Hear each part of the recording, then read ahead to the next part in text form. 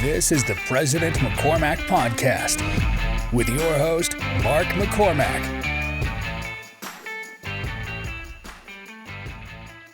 All right, friends of the podcast. Today we have Chef Heber on the podcast. Welcome, welcome, welcome. Yes. We were just getting caught up. Chef Heber has just moved to my hometown. He's moved to Alpine. I grew up in Highland Alpine area, and we're just kind of chatting about it. How do you like it up there? It's beautiful. It's so nice to be so close to the mountain. And yeah, my wife loves the mountains, so she loves the outdoors. I'm getting used to loving it. Yeah. I'm more like indoors. Yeah. I was gonna say, do you guys do outdoor stuff?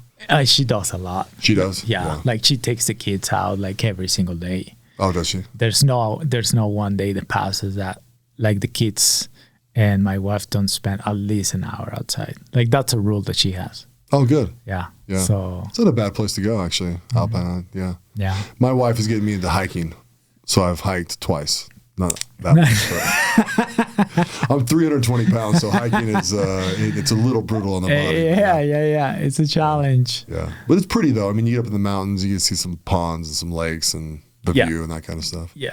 No, it's awesome. So where were you guys before you moved to Alpine? We were in Lehigh. Lehigh? Yeah, just nice. on the west side. I call it Farm Lehigh, and then the east side I call it Sexy Lehigh. Yeah. So we were on Farm Lehigh. Yeah. But it was nice as well. We enjoyed it. Oh, very cool. Yeah. Now, where did you grow up? Born and raised in Mexico in a town called Monterrey. Oh, yeah. So northeast of Mexico. Yeah. That's where I grew up. And Monterrey is really beautiful, right? It's Yeah. It's really nice. It's very modern. It's very similar to the US. Yeah. There's a lot of industry. There are a lot of investors from the US, from other parts of the world. Yeah. And so, and then I moved here 12, 13 years ago. Yeah. Yeah. So what made you want to come to the U.S.? So, interesting thing, I served an LDS mission, and then one of my friends was getting married. And he was like, you got to come and this and that. And I was like, okay, yeah. So I came. We never found the wedding because we didn't have like a GPS. Oh, really? Yeah. And then... Was that in Utah or was it another state? He was in Idaho Falls. Idaho Falls. In Idaho Falls, yeah. So we drove from... we crossed the border, and then in San Antonio, we got a van, and we drove all the way to Idaho. And then I had some friends here. I stayed with my friends, and then I just started working, and then I stayed. Yeah. And the rest is history. Sweet. Yeah. Yeah. They saw this little Mexican kid with cooking talent, so they were like, hey, you got to stay. Yeah. So I did. So when did you learn how to cook? Did you grow up? I grew up working in restaurants. Like I was very young. I was like 14, 15 when I had my first job in a restaurant. Yeah. And when my friends were going to summer camps, I was just working in restaurants. And that's how I started. And then I also always loved style and fashion. And then I met the chef of the restaurant. And for some reason, I fell in love with the way the chef coat looked. I was like, oh, I want one of those. And he was wearing one of the nice denim chef coats. All right. And so I was like, oh, I want one of those. What do I need to do? Well, you gotta keep working your way up, and maybe you gotta go to school. And so I did everything just because I liked the chef coat. Really? and I'm here. Yeah. No, that's awesome. That's awesome. Yeah. So how old were you when you first got your first chef coat? So I was, when I went to school, I went to cooking school when I was 17.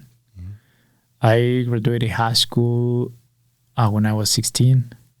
And then I went to culinary school. And right when I finished, after 19, I went on my mission. And then came back from my mission and just kept working and gaining experience. Yeah. And yeah. Oh, very cool. So you did school down in Mexico then? In Mexico. Yeah, I did everything in Mexico. Also, yeah. Yeah. And then that's where I got some good seasoning things. How long was school? I was there for 2 years, and then I did an extra year for extracurricular activities. Yeah. And so in general, was 3 years. Right. 3 years of culinary school. Okay, cool. Yeah. I think some people don't really understand culinary school very well because they just think you go and learn how to cook, right? Yeah. I mean, what would you say your experience was like? So, because I was working at the time, so I could pay for my school, I was learning and I was practicing. So that's the thing that helped me the most. Mm-hmm. But there were a lot of classes that were just super boring because, you got to learn also about the business side and cost and a lot of theory. And those things were like, ugh, I don't want to be here. But yeah. But it's fun. Yeah. At the end of the day. And you're cooking pretty much every day, right? Pretty much. Yeah. What did you come up with the signature dish while you were in culinary school? Well, for my last dish, like at the end, we had to prepare a special dish. And so I did, if I remember right, I did a filet mignon steak and I stuffed it with blue cheese and the pumpkin flower that grows above the zucchini. And here nobody uses it, everybody tells it. Yeah. But it's very delicious.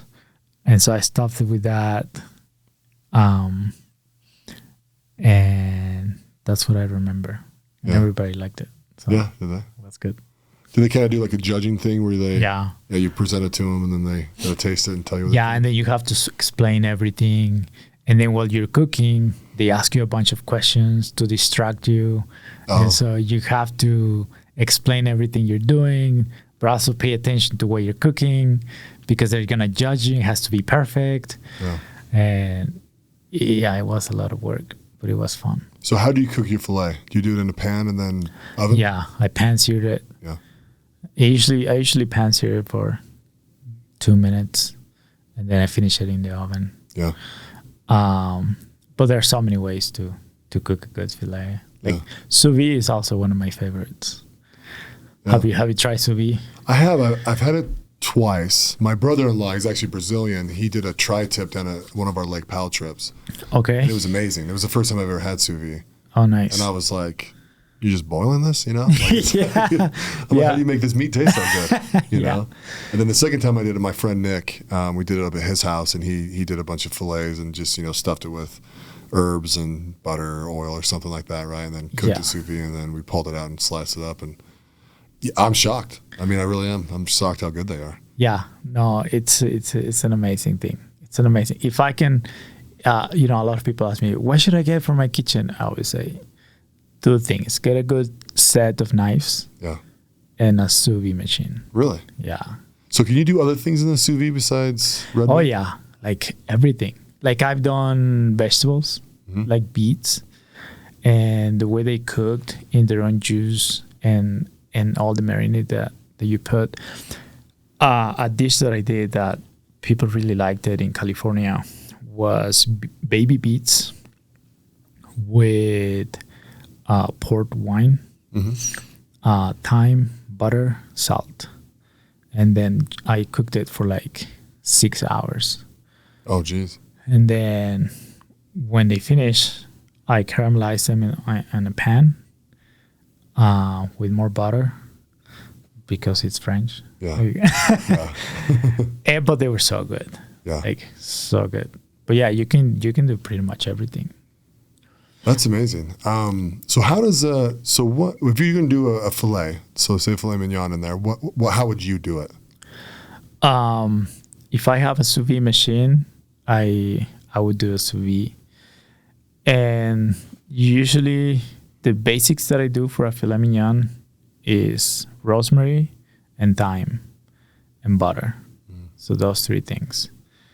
And I put those things, a good red wine in the bag, seal it, and then just let it cook in the water, depending on the temperature that you want. Yeah. 130, 135. Yeah. And then get it out, sear it, let it rest, slice it, eat it. Good to go. Yeah. Yeah. So, but if you don't have a sous vide machine, just pan sear it a couple of minutes each side with the same herbs, same butter, and then finish it in the oven to the temperature that you desire. Do you use temperature gauges when you do that, or do you do it by fill? Mostly by fill. Really? Yeah. Yeah. If I'm cooking for something more specific, I get a thermometer, but it's mostly by fill. Yeah. 90% of the time. Yeah. Oh, that's cool. I like to smoke meat. Okay. So, but I'm not that good at it yet. But I just use temperatures because I don't know what I'm feeling yet, right? Yeah. So, but I do a lot of we've done ribs, we've done like pork shoulder, a lot of steaks. Steaks are really easy in there. I'm not really big into smoking. Maybe you have to teach me some tricks. Yeah, maybe. I've got some good YouTubes I can send you. The guys are really good at it. Because I know you can also do vegetables. Yeah. Like smoked vegetables. Yeah. Yeah, I've seen all sorts of stuff. I mean, they smoke vegetables. They smoke like they do. I've seen a cream corn in there one time that I was like, oh, that looks good. Oh, nice. Mac and cheese. Yeah. You know, yeah, whatever you just kind of want to pull that smoke into and stuff like that. But yeah. Cool. Yeah. So tell me, when you came, what got you into Utah? So Utah, just friends, basically. But I was here, and then a couple of years after I got here, I always wanted to go to California because I love the look of the water and that stuff. And I when I moved in Mexico, I never went to the beach, so I didn't know how water was. Yeah. And so I was like, oh, California is not that far. It's kind of close. Like I want to go, but I never went. And I had a friend that he knew that I wanted to go so bad. So one day, but I have to say, my life is always an adventure. Like every single decision is always like, bam, let's do it. It feels good. Fuck it. Let's go. Yeah. When I came to the US, it was the same. Like overnight, let's go. I quit my job. I called my friend and let's go. Let's go. Yeah. And the cool thing is like, I never regret anything that I've done. So I'm here. And I was working for this catering company, very successful catering company. And then my friend is like, hey, I know you always want to go to California. My dad is going. If you want to go with him. Oh, yeah, that would be awesome.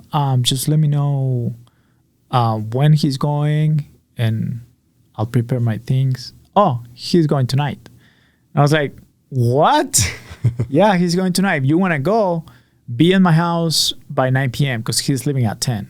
He was a truck driver. Oh, right. So I was like, okay, all right. It was like 5, 6 p.m. when he called me. I was like, damn, what do I do? So I called my brother, I called my mom, and I was like, hey, I'm packing my things. I'm going to California. And that's how I got to California in a truck. And I was there. And I stayed with a friend, and I started looking for work. I started cooking, and I met this Michelin star chef, and he hired me. And we did really cool things together in California. And I was there for a year, and then I moved back to Utah. And right when I moved back, I started doing more of MMA, and Muay Thai. Oh, really? And I was very successful in California. Like I was on TV and magazines and stuff like that. But I was like, I felt like I needed something else. Yeah. So I came back, and when I came back, like a couple months later, that's when I met my wife, and I was like, okay. Oh, nice. I like you. Yeah. Yeah. Yeah. Is she a Utah girl? And she's a Utah girl, yeah. She's from Salt Lake, Riverton. Oh, okay, cool. Yeah. And again, everything was super fast. We met 3 months later, we're engaged. 4 months later, we're married. Nice. And yeah. Yeah. And how long have you guys been married for now? 8 years. 8 years. And how many little kids? 3. 3? We have 3 kids. There you go. You guys done? You have some more? We don't know. Yeah, it's like, hey, today's the day, right? Yeah, we're like, should we try for the girl or should we just call it good and stop? So we kind of want to try for the girl. Yeah. But we're like, if it doesn't happen, what are we gonna do? Have one more boy. Just have another boy. Yeah, I remember having those conversations with my wife. You know, we stopped at 3. So I have girl, boy, girl. Oh, you had the girl. Yeah, I had the girl right off the bat. So she was happy with that. But yeah, it's an interesting conversation because 1 to 2, it's almost like, you have to, right? Yeah. 2 to 3, you're kind of like, we probably should do this, you know. But then once you hit once you have that 3 to 4 conversation, it's like, geez, it's like a full family now. I know. 6 people, it's a lot. Yeah, we're like, okay, I need a Cadillac Escalade now to get 7 people on board. Yeah, exactly. So tell me, when you were in California, you mentioned you were on some magazines and had some recognition on TV. What was that for? Was that for at a restaurant? Yeah, I was working at this French restaurant. Yeah. And we did different festivals, and people liked it, and then what ended up happening after I left, a year after I left, the owner decided to go back to France. And so he went to France. I think right now he's in somewhere around London, Cambridge, I think. Okay. He opened another restaurant there. He wanted me to go with him, but I was like, no, okay here. Yeah, we found Utah. It's supposed to be. Yeah. So are you trained in French cuisine, or is that just one of the disciplines you know? No, I just always liked it. Like, I like French food a lot. The only thing that I don't necessarily like a lot about French cooking is the amount of butter they use. Mm-hmm. Just so much butter for everything. Yeah. But besides that, we had the opportunity to go to Paris as a vacation 3 years ago. Oh, and it was amazing. I was like, I want to come back. Yeah. But a lot of my dishes, it's usually a combination of Mexico and France. Mm-hmm. I think it's because when I finished school, that was my the theme that I gave to my dish was like French, Mexican. Right. And I liked it. Yeah. Yeah. So how do you fuse those two together? Like, what's the best dish to fuse? So, with Mexican cuisine, you have a lot of spices. And with French cuisine, you have main ingredients. Mm-hmm. Like, I would make an escargot with some Mexican spice. And so that way you fusionize it. Yeah. Or foie gras, right? Which is very popular in France. Make foie gras with, I don't know, something Mexican. I think something that I did was with huitlacoche, which is like a black Mexican corn. Mm-hmm. And I made a sauce and I mixed it with Roquefort cheese, and a crostini, and ended up really good. So yeah, that sounds good. I'm hungry.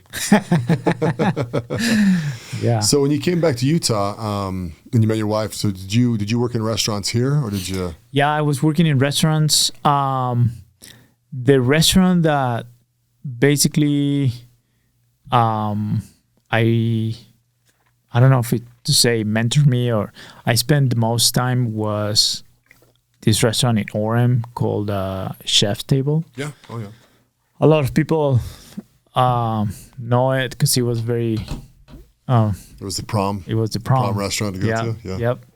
So I was there, and I was really good friends with the owner, and then he went and opened the restaurant that we know as La Jolla Groves. Mm-hmm. So together with him, I designed all the menu and everything, and then Malawis Pizza. Yeah. So that pizza. Oh, that's my dad's favorite pizza place. Malawis. For sure. Yeah. It's a nice thin crust and has good flavors. And then after that, I started doing more caterings. And then I jumped into healthcare. So I was the corporate executive chef for Intermountain Health Care. Mm-hmm. So I was in charge of basically all the food from all the little cafes or little restaurants inside, and the food for the patients. And I made a lot of changes for the food for the patients, and patients loved it because you're in the hospital and now you're eating fine dining. Yeah, exactly. There's some bad meals in hospitals. Yeah, exactly. So after that, I was like, I just want to do my own thing. Mm-hmm. And that's when I quit the healthcare industry, the hospital, and I started doing caterings and meal prep and that stuff. Yeah. And it's been nice. Yeah, that's where you're at now, right? Doing caterings and the meal prep. Yeah. So how's the meal prep company going? Good. Yeah. Good. We have more clients every week signing up. Yeah. And it's been a good journey. Yeah. I've learned a lot about it, and a lot about customer experience and customer service and how to treat your customers and So where do you guys cook out of? So we've been cooking in different places. We had a commissary kitchen that we went to, and then it closed. So we just moved to another one, and that's what we do. Are they hard to find, kitchens to cook? Yeah, especially because the commissary kitchens that are available, they are like overbooked. So there's a lot of like food trucks and small business owners that want to use them. So yeah, it was hard to find time and space. Yeah. But yeah. So with the meal prep, how do you come up with your menus for that? So I change the menu every week. And the idea behind that is so people can have something different and they don't get bored with the same food. Yeah. And I just go online and I see what something that, sometimes I'm like, I'm just going to surf the web and see what's interesting. Yeah. And that's how I create new menus. Or I go to a restaurant and I try something. I was like, I like this combination. Yeah. And I want to try it with my own twist. Yeah. And so that's how I usually come up with different dishes. The one that's two that are like most popular are, one is the spicy bacon ranch chicken, and the other one is the steak with the chimichurri sauce. That's my favorite. Yeah, those two. I like the steak one, yeah. Those two are really nice. Yeah. And usually when I have steak, like I get more orders. Oh, really? People love steak. Yeah. Yeah, I think it works too. I mean, it's really easy. I'm on a special diet right now, but as soon as I'm done, I'm coming back. But it's nice to just have your meals delivered, and then you don't have to think about it. You just take them to the office and pop them in and eat them. And I eat a lot of your keto meals. Yeah. And so it's so convenient. I mean, we do it as a family. In my house. Yeah. We have like, and sometimes is works against you if you don't have the will to stop eating. Yeah. Because it's so easy to grab one and then to grab another one. Yeah. Like, I'm still a little bit hungry, and then I grab the other one. Yeah. Because it's right there. Yeah. So that has happened to me. So right now what we're doing is, after I finish cooking everything, I just packed all the food that is left, and I put it in containers and I take it home. Oh, nice. And so from there, I make the meals. Yeah. And one thing, we were talking about this earlier, but one thing that's interesting about you is you're actually plant-based eating.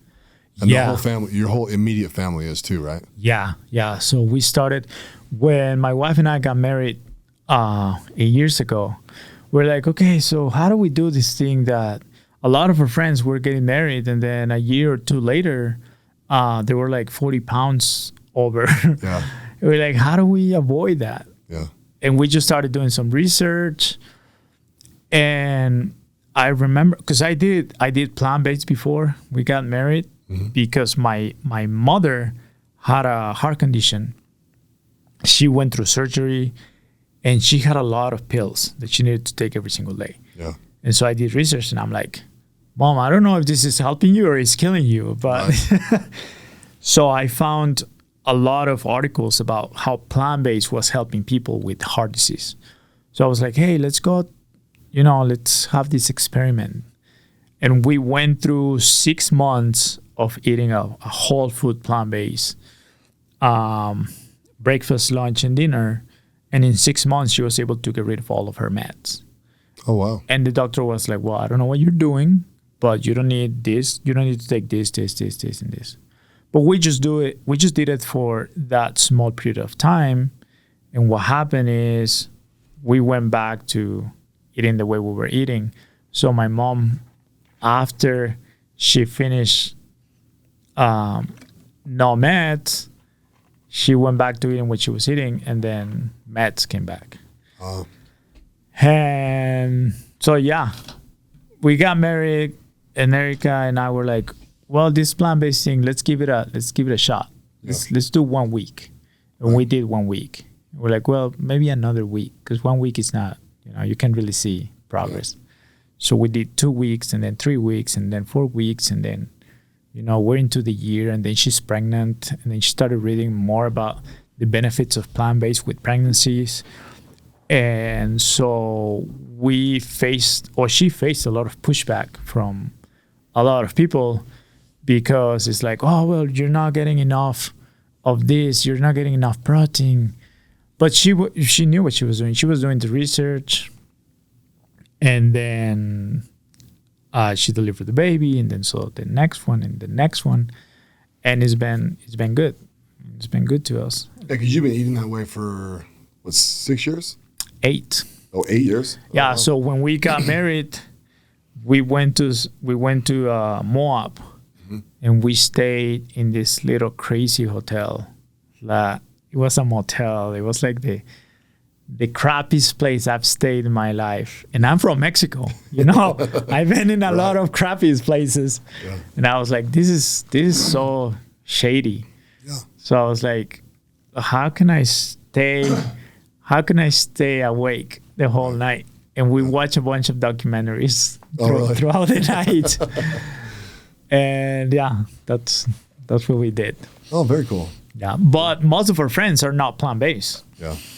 So when I became plant-based, I was like, well, I have to choose between, am I just going to go plant-based, or am I going to do meat as well, as a job?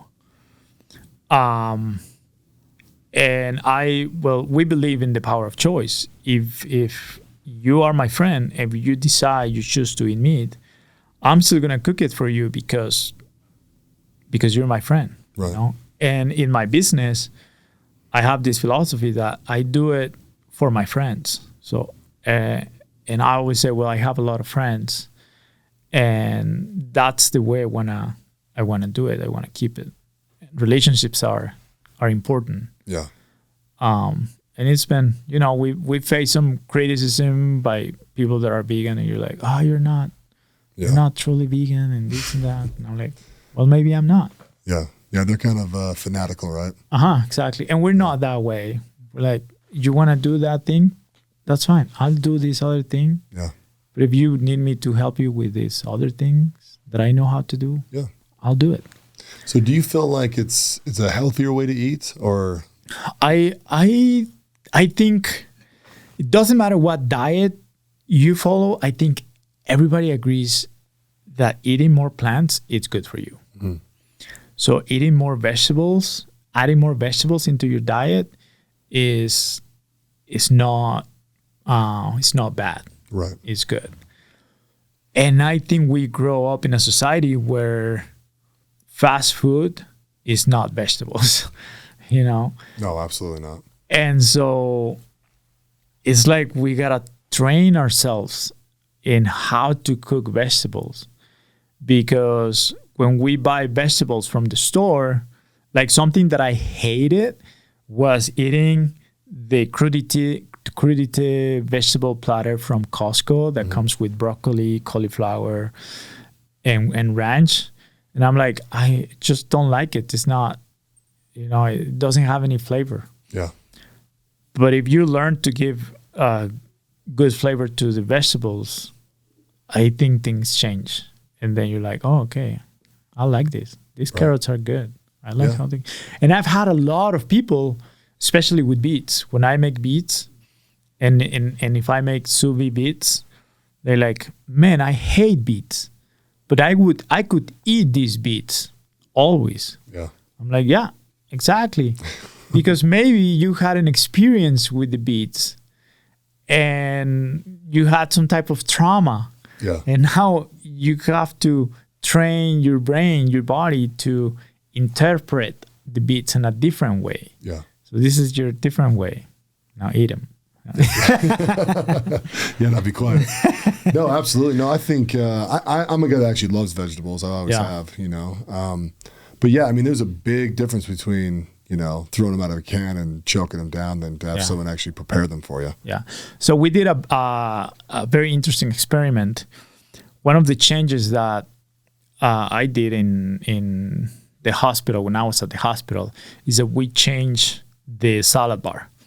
The salad bar was full of canned vegetables, boring greens, and stuff like that. So nobody would touch it. Like, ourselves was nothing from the salad bar, and everything was burgers and fries and stuff like that.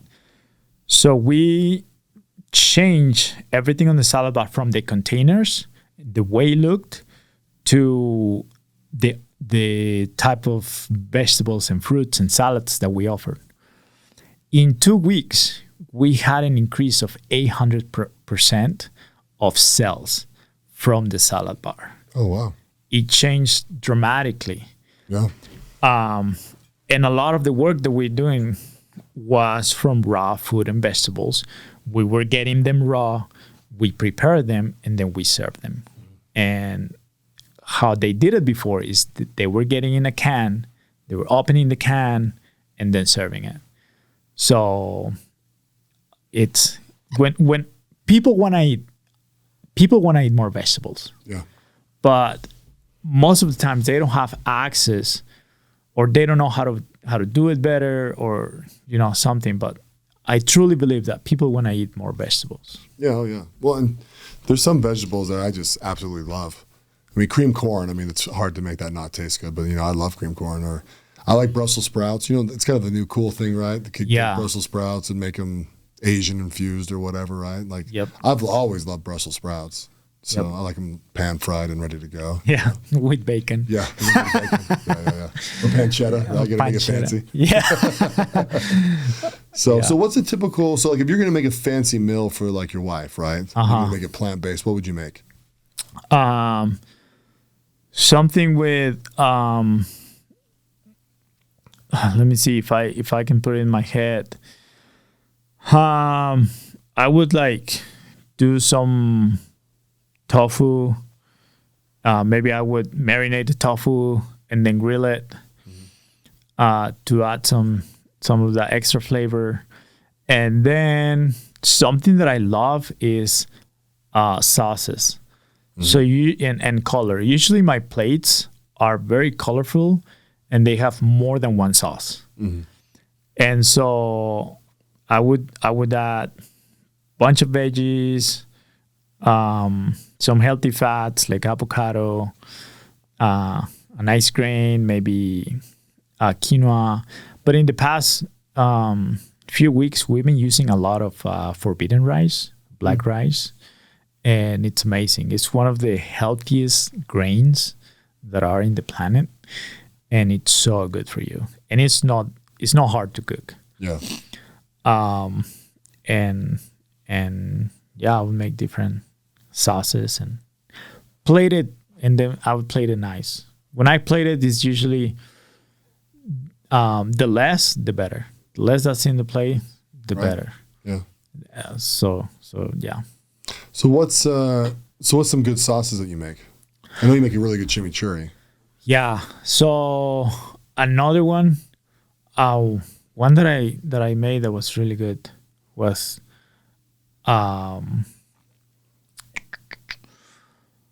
a red pepper.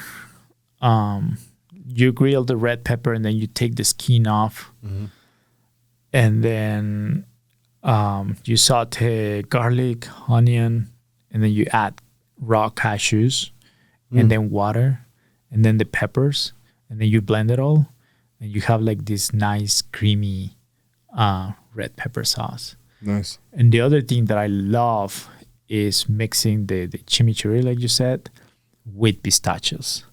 Oh, okay. Yeah, pistachios. Does that make it creamy as well?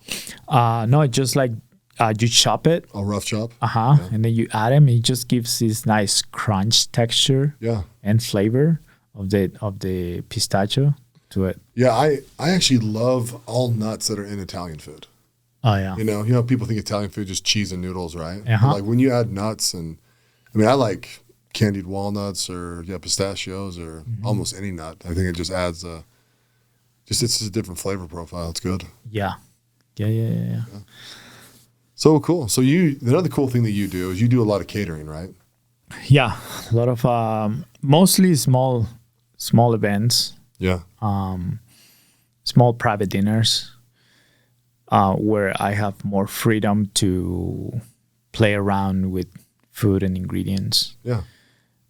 And the fun thing about these events is that I explain every single dish to the people, to the guest, and then I tell them these dishes that you're about to eat are very unique because I put as a challenge to myself to never repeat a dish from another party, from another event. All right.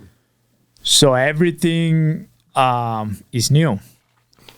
I don't have like, okay, so we're going to make this dish and this is how we cook it. This is how we plate it. This is how we serve it. It's just, let's go to the store.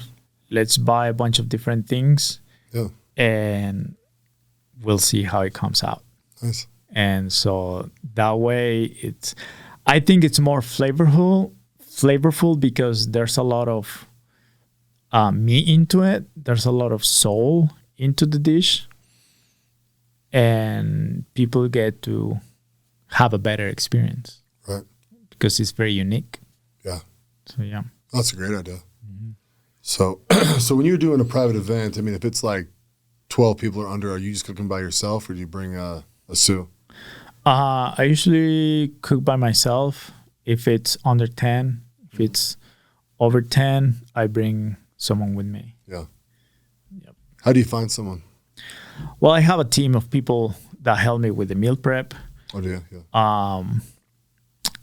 And I have a good network of chefs around. So a lot of people usually in the restaurant industry is like reach out to me like, hey, Heber, I need 2-3 cooks. Can you help me? Yeah. And then, so yeah. And then same for you. Yeah. Oh, cool. Yeah. So here in Utah, if you were going to recommend a couple of restaurants for people to go to, what would you recommend? In Utah County,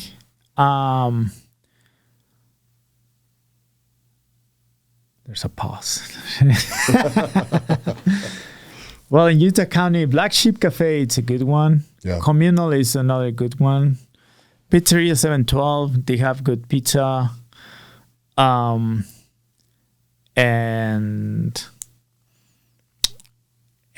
in Park City, there's one that we've been trying it, and it's nice. It's funky. The plating is fun.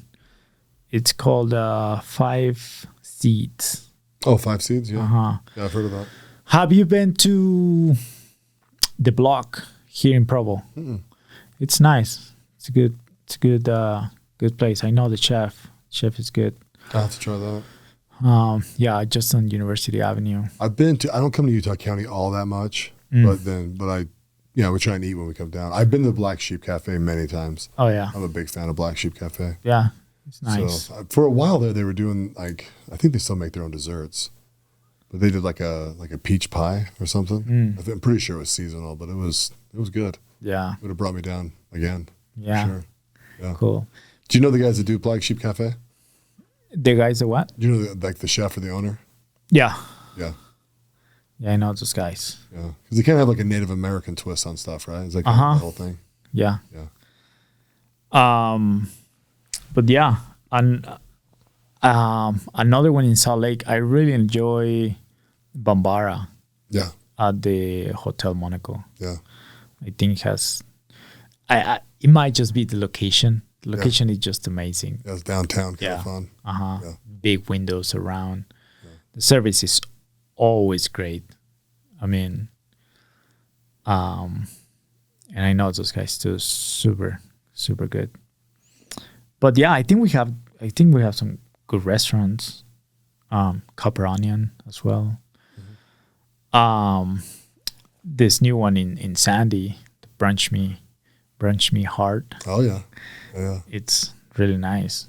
Yeah, we just went there the other day for the first time. My wife's been there many, many times, but how was your experience? It was really good. It's really good. So I know the owner, so he I was texting him being like, hey, I'm at your place, and then he brought me out a whole bunch of extra dishes and made me try a million things. And so I tried their it's like their fried chicken bun with the caviar on it. Huh. You had that? No. Oh, it was good. Okay. It was really, really good. I would not have normally ordered that, and so they brought it out and let me try it, and my wife loved it. Even one of my kids liked it. Oh, nice. My kids are still a little basic on their palate. Yeah, we went with some friends, and they ordered the hamachi tostada and the fried rice and the avocado toast. Something that I would love because the place is amazing. I love the place and the ambience. Mm-hmm. Of live music. The bar is just super nice. Yeah. So, Michael, if you're hearing this, please add more vegan meals. Please add more plant-based options to the menu. Hopefully he'll listen. Yeah. Yeah. So that's gonna be kind of hard, right, to find vegan stuff, or do you always? You probably have to modify stuff a lot, right, when you order. A lot, yeah. But our go-to restaurant is Aubergine. Yeah, Aubergine. I mean, it's just right there. It can get a little boring because it's always the same. Yeah. But it's clean. It's what we eat, and they have a lot of plant-based options. Yeah. So do you eat a lot of Indian food? We love Indian food. Yeah. Yeah. Especially because it's so easy to modify. Yeah. I mean, they always have tofu. They always have vegetables. Mm-hmm. Their sauces are usually coconut-based instead of dairy. So that's why. Yeah. Yeah, I grew up loving Indian food, and so my family now we eat a lot of Indian food. Oh, nice. So I'm a big fan of tikka masala, and actually I'm kind of getting into butter chicken more than I ever have, which is kind of a entry level curry. Have you been to India?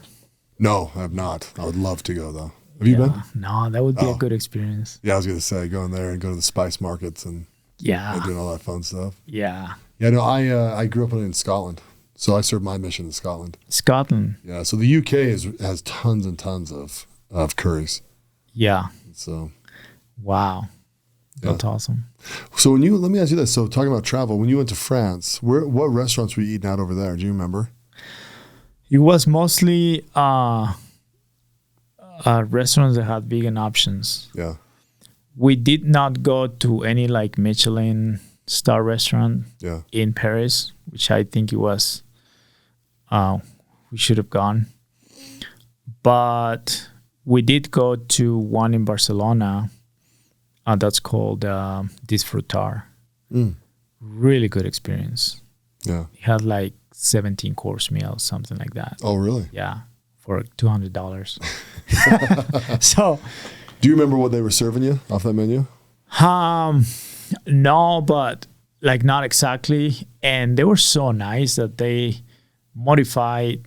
I ate the regular version, and then my wife ate. They made a vegan version for her. And then the chefs there, I followed them for a while, so I admire what they do. Yeah. They were there. They came, say hi. I took a tour through the kitchen. It was amazing. Yeah. I felt like a little kid. Oh, that's cool. Yeah. Yeah, that's Super very cool. nice. I bet it's kind of fun for chefs to have chefs come, right? That are friendly, because then you bring them back, kind of show off a little bit, right? Kind of, this is what my area is like. And yeah, especially if they make something special for you. It's just like, super nice. Yeah. But yeah. So do you make a good ratatouille? Ratatouille, yes, I do. I like ratatouille. Yeah. So, and it's easy to make vegan as well. Yeah. So, and it's one of my favorite movies as well. I actually, I watched the movie, a while ago with my kids and stuff, and I was like, next time I see this on a menu, I'm going to order it. And I ended up ordering it. I think I was in Napa when I ordered it. Oh, okay. And it was good. Yeah. It was really, really good. Yeah, it's one of those dishes that it looks or it sounds very easy to make, but it had its level of, how do you say, intensity? Yeah, complexity or something. Right? Yeah. Yeah. But speaking of the movie, it's one of my favorite movies because it's very inspirational to me, because this little rat wants to be a chef, but he's a fucking rat, right? And so the family and the friends are like, "Hey, what are you doing? Why are you going? Why are you going this way when you're supposed to be going this way, like us? Because that's what we do. Yeah, that's what we are." And I remember me saying that to myself, because most of my life I've been against the current. Yeah, with a lot of the things that I do. I leave my country, I leave my family, and I do different things. Yeah, and so as a Mexican, we can say, "Hey, what are you doing, Heber? Like, that's not what we are. We are this. We're here." And I like to give inspiration, or I like to give that sense of hope to also my people, because every time I go to an event where there's wealthy people or something like that, and they see me and I go and talk to them, they're like, "Oh, like how did you get here?" And I'm like, "Hey, it's possible. Yeah, you don't have to stay there. You can come up here, and it's nice." Yeah. But yeah, Ratatouille. Yeah. No, I love that stuff. I actually like the movie too, because I mean, the message is cool, right? Like, yeah, anyone can do it, you know? And you're right. I mean, you know, there's one kind of buddy rat's just like, eat some garbage. And he's just like, oh, I'm not going to eat garbage, you know? Right. I'm going to eat these really fancy cheeses and all that kind of stuff. It's really cool. Right. Plus, I mean, one thing that people don't really understand, I think, or they just don't pay attention to is there's some real artistry when it comes to food, you know, especially in fine dining. You know, there's a lot of technique and skill that really go into making a good meal. Yep. And so, I don't know. I kind of joke with people too about the price of things, right? It's like if you go get a meal for $12, like it's just not that good. Yeah. You know, like it takes, you know, you got to get up to the $40s, $50 a plate before you're really getting, you know, a really good meal. It's been, you know, thought about. They got good herbs, spices, everything's going on with that. You know, it's not just pulled out of a bag and heated up in the microwave. Yeah, and the time that it takes to make a really good meal. Yeah. I mean, it's a lot of fucking time. Yeah. I was just doing yesterday. I was doing an event up in Sundance with a Hollywood film director. Oh, nice. But it was those type of events that they make you sign an NDA and so you can't say anything about the event and who it is and that stuff. So I'm making food for them for today because I wasn't going to be there. And I'm like, gosh, it's only 3 people that I'm feeding and I spent 8 hours. Right. You know? It takes time. It takes a lot of time. And I could say, well, it doesn't have to take that much time and I can take some shortcuts and I can be like, I'm just going to get this, it's easy, pa. But then at the end of the day, the experience is not going to be the same. Yeah. Yeah. Yeah, you got to keep that standard high. Yeah. You know, you got to, I mean, food is such a memorable thing too, right? I mean, a lot of people have really good memories around food. All the time, good and bad. Yeah, good and bad. Like the beets. You tasted beets when you were a kid growing up out of a can or they were canned by someone. Canned or or broccoli. It was usually mushed and brown or Brussels sprouts. And that's the experience that you associate with a feeling of, I don't like it. Yeah. And then later in life, you don't want to eat those vegetables because you have that association. Yeah. But then you find someone that can introduce you to them in a different way. You're like, oh shit, this is actually good. I like it. Yeah. So yeah. No, absolutely. So let me ask you, what do you think the hardest part of being a chef is for a profession?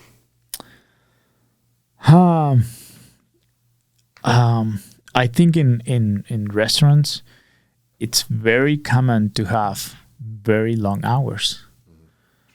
You're there most of the day, most of the night, and the pay is not the greatest. I would say that's one of the hardest things. Yeah, it's a slow burn up, right? Yep. I mean, you got to put your dues in, make a little bit of money, and you're not the face of the, when you make something good, some server takes it out to a person, right? You're in the back making it, but, little recognition. Yeah. It seems. So, if someone was going to get into the culinary arts world, what do you think the best career path is? Is it still to go to a restaurant and get some experience there, or is it good to jump into catering quickly? Or I think the experience that you're gonna gain in a restaurant is gonna help you your whole life. Yeah. Not just in the culinary world, but in your life in general. It's almost like going into the Army or the Marines. It's not that you're serving your country, but you're learning things that are going to benefit you for the rest of your life. Yeah. So the restaurant, the rush, all the chaos, and all the long hours, and you used to have to make something nice, and you're sleep deprived, and then you don't eat. But at the end of the day, I think it's worth it. Yeah. Yeah, absolutely. All the hard work. So it's kind of fun too in a restaurant, right? Yeah. I mean, the chaos is kind of fun. Yeah. At least it seems. I'm a big fan of Hell's Kitchen, and I know that's a little fake, right? A little blown out of proportion, but at some level they are cooking, right? And he's screaming at them and kind of giving it to them, and they've got their job, and they got to time it all right, and it's kind of fun. It's kind of beautiful to watch. I mean, in Mexico, cooking in Mexico, it's like it's a different I don't know, it's a different level, because in Mexico the chef would yell at you, like he could tell you in your face, fuck you, and you're like, you have to take it, and he tells you if you don't like it, there's another 10 cooks waiting to take your job, so you gotta get good at it, like, and these new generations are different. Like, there's this very famous chef in Mexico who was facing kind of like a lawsuit by the new cooks because they're not getting treated right, and they're not getting, they're not getting paid the hours that they're working and stuff like that. Like, we never complained about that because we thought it was the norm. Exactly. I mean, there's taking advantage of someone, right? And then there's also paying your dues. Yeah. It's like, I've always joked, I thought it would be kind of fun to work for Steve Jobs directly, because he's a maniac. Yeah. Right. He's the guy that will fire you because of something and then hire you back 2 minutes later. And like, it would be kind of insane. But the fun part about that culture is it cultivates like excellence. Yeah. Like, you've got to take some bullshit from people. Yeah. And then like still perform. Yeah. And then it's almost like the refiner's fire. And I think it's majorly like that in a restaurant, right? Because the timing of things makes such a huge difference. Yep. I mean, 2 minutes more on a steak, right? You've ruined it. Yeah. And then it's coming back, and then it's cost a lot of money now, and you got to refire it, and then it's just crazy. That's why I usually tell my wife when she tells me, "Okay, I'm gonna be there at 7," and it's like 6 something. I'm like, "You mean 8? Yeah. Like, you're not gonna make it at 7." And then she's like, "No, yes, I will." And I'm like, "Honey, I know my timings." Yeah. And I learned that from working in the restaurant. Yeah. Because there's so much that you have to make, and you have to be so good with your time. And also, if you say that you're gonna serve by 7, you serve by 7. Like, there's not other way. If you open the restaurant at 11 for lunch, you open at 11. It's not like, oh, well, we're late, we'll open at noon. No, you can't. You have to open at 11. And so right now in my life, I'm really good at knowing how much time things take. Right. You're probably down to like the 20-second mark, right? Yeah. Yeah, and when you're cooking meats, could be chicken or beef or fish. Yeah. It's like, you have to be very precise. Yeah. Is cooking fish hard? It seems like it's like the hardest meat to cook.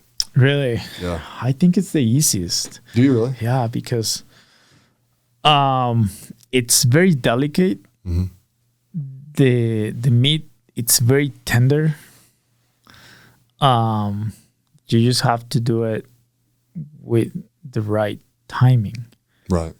And I always tell my friends, if you're cooking fish, use a thermometer, because the recipe will always tell you you're cooking the salmon at 375 Fahrenheit for 15 minutes, but it never tells you what the internal temperature of the fish needs to be. Right. So I think that's when people ask me, oh, the chicken was so tender, or it was so good, how did you it's just temperature. Right. Just check the temperature, good timing, good temperature, and that's it. Yeah. I think that's the recipe. Yeah, right, I totally agree with that. Even with smoking meat, right? It's just kind of like you just cook it to a temperature. As soon as you're there, you pull the thing off. Right. Let it rest, and you're good to go. Yep. So, yeah, smoking seems to be all in the prep. You know, it's like if you prep it good, you slap it on a smoker for 8 hours. Yeah, it's good to go, right? Yep. So yep. that's easy. So, So what do you think? So for you, what's the most fulfilling part about being a chef? Like you've chosen this career, you're doing really well at it.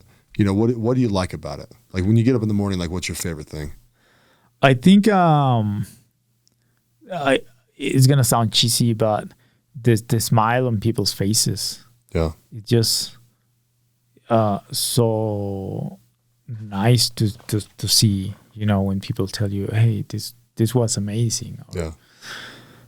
You know, I did one of my most expensive dinners that I've made was for this family in Park City. Very, very picky family. Mm-hmm. Like I was thinking, gosh, I don't know what's going to happen. I don't know if I'm going to make it because they're very, very picky with everything. So I tried my best. And I was like, fuck it, I'm just going to play. Yeah. And then I got into my thing and I started going. And then after the dinner, the lady pulls me aside and she's like, she was like, it takes a lot to impress me, but you did it tonight. I was like, fuck. Well, that's nice to hear. Yes. Yeah. And yeah, it was good. Oh, very cool. Yeah. I don't think it sounds cheesy at all. I mean, I think a lot of businesses are a little thankless, you know? Like one of my companies, we sell whiteboards. Mm-hmm. No one cares. You know what I mean? I don't wake up every morning thinking, man, I got to get everyone a whiteboard today. You know what I mean? And in your world, you know, you can put a lot more, you know, passion and effort into something and then really see some people be like, oh, this was amazing. Yeah. You know, I'm one of those guys. I'm in the restaurant. If I get a really good meal, you know, without, you know, calling major attention to it, you know, it's like, hey, let the chef know, like, we like this, you know. And then I like to do that. Then if the chef cares, then they'll come out, right? Yeah. And like kind of meet them and just be like, hey, you know, it's awesome to meet you. And, you know, all the servers are getting much better tips that night because if the chef comes out, it's like, you know, you feel special. He feels good because you're loving his food. And it's a perfect circle of gratitude, actually, right? Exactly. Yeah. Gratitude. And at the end of the day, that's the feeling that has the most power. Yeah. Gratitude. Absolutely. Mm-hmm. So we're kind of at the end of the podcast. Thank you for coming on. Oh, thank you, man. But I definitely want you to give us like your best 2 minutes of advice. Whoa. And if it takes 20 minutes, that's great. I don't know, man. I would say in my world, in the kitchen, get a thermometer and use it. And you're gonna see miracles with your meats and everything, but also give it a try to trying new vegetables, because most of the times we're used to this box, and the box that exists is huge, and so give it a try. Start a business. Profits are better than wages. Yeah. And have fun and gratitude. Yeah. I think that's what I would say. Life is so nice, and we make it hard without the need to make it hard. So love life and it will love you back for sure. Yeah. No, that's excellent advice. Yeah. Profits over wages. I like that a lot. That one might be quoted on the old Instagram here in a minute. So, well, awesome, my friend. Thank you for coming on. Thank you for taking the time. No, I really, really appreciate it. Thank you, brother. Yeah. My pleasure. Thank you. Thanks for listening to the President McCormack Podcast, brought to you by McCormack Foundation, Saxton Fund, ADP Lemco, and Professional Floor Systems. Make sure you subscribe to the podcast and keep up with Mark on Instagram @President McCormack.